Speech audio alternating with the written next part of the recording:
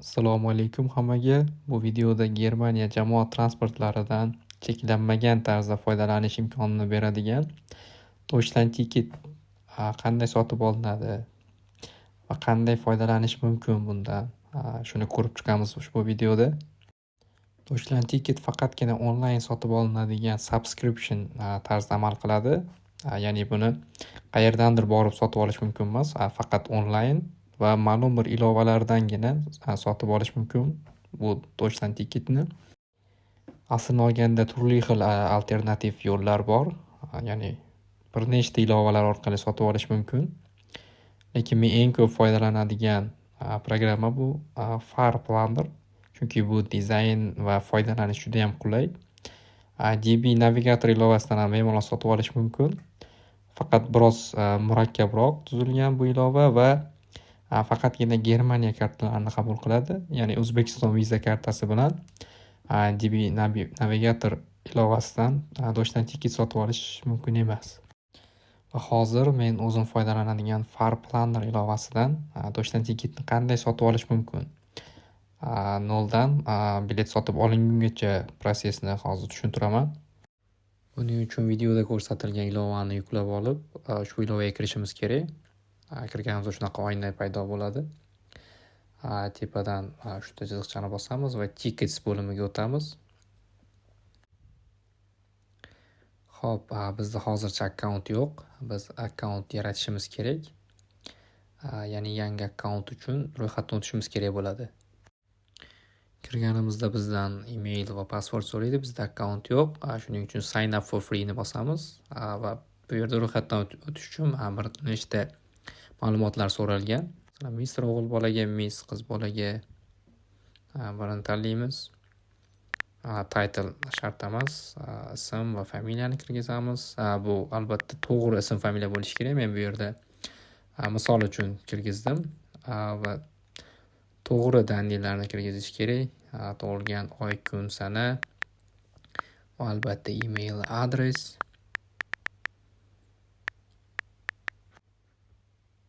Va yana bir marta email adresini kirgizishimiz kerak bu yerda.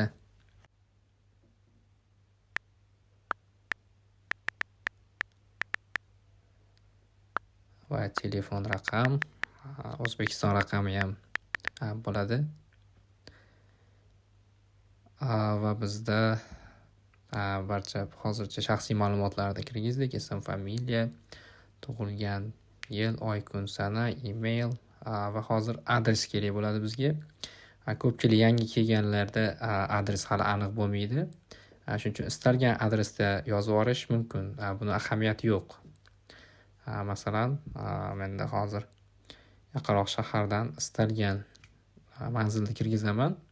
Masalan, Google Maps'dan istalgan bino ustiga bosamiz va adres ma'lumotlari kelib chiqadi va uni kopировать qilamiz.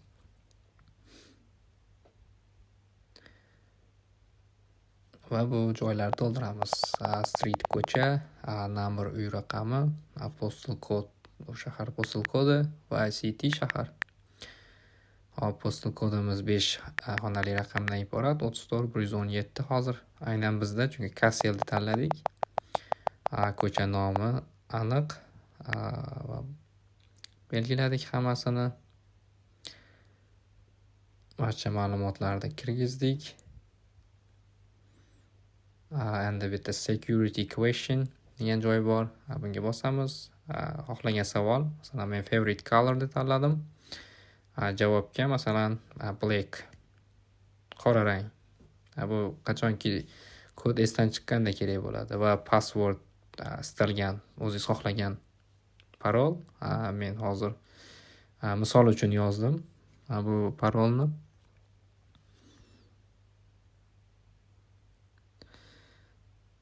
Xo'p, biroz vaqt olyapti. Va biz hozir email qabul qilishimiz kerak. Ya'ni ro'yxatdan o'tganligimiz haqida bizga hozir email yuborilishi kerak. Keldi email. Emailga kiramiz. Ya'ni bu yerda aytyapti. Emailda your registration Xo'p, bu linkni ustiga bosing va tasdiqlang, ya'ni akkauntingizni tasdiqlang deyapti. Va kiramiz bu link bilan. Biz yaratgan parolni kirgizamiz bu joyga.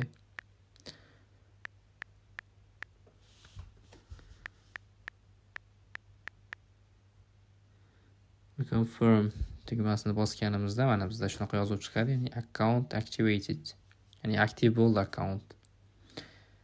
Va bizda email va parolimiz bor.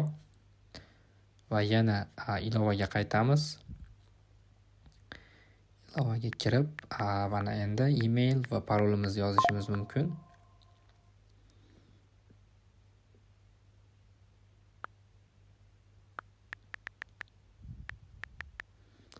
Xo'sh, emailni yozdik va parolni kirgizamiz. Va login tugmasini bosamiz. Mana biz akkauntga muvaffaqiyatli kirdik. Endi biz Deutschland Ticket sotib olishimiz mumkin. Buning uchun birinchi o'rinda Means of Paymentga bosamiz va karta ulashimiz kerak bo'ladi. Farqi yo'q, Visa karta O'zbekistonniki ham o'tadi. Va bu yerda kredit kart bo'limiga kiramiz.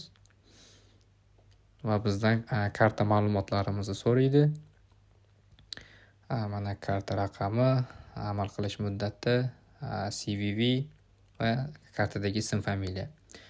Bularni yozamiz va SMS orqali tasdiqlash kerak bo'ladi. Agar sizni plastik kartangiz ulangan raqam O'zbekistonda bo'lsa, unda kod O'zbekistondagi raqamingizga boradi va shu bilan tasdiqlashingiz kerak bo'ladi. Karta ulangandan so'ng Deutschland Ticket shunga bosamiz va Deutschland Ticketni tanlaymiz. Hozir bizdan karta qo'shishni so'rayapti, chunki biz hali karta qo'shmadik. Agar karta qo'shib bo'lgan bo'lsangiz, bu yerda shunchaki sotib olish degan yozuv chiqadi va bosganingizdan so'ng sizga Deutschland Ticket taqdim qilinadi. Bilet sotib olingandan keyin qanday foydalanish mumkin bu ilovadan?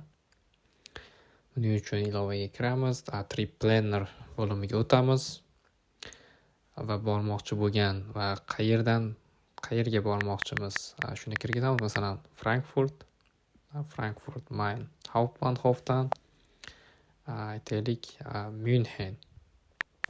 München Hauptbahnhofga kirgizamiz va search qidiruv bosamiz va bizda shunaqa variantlar chiqadi.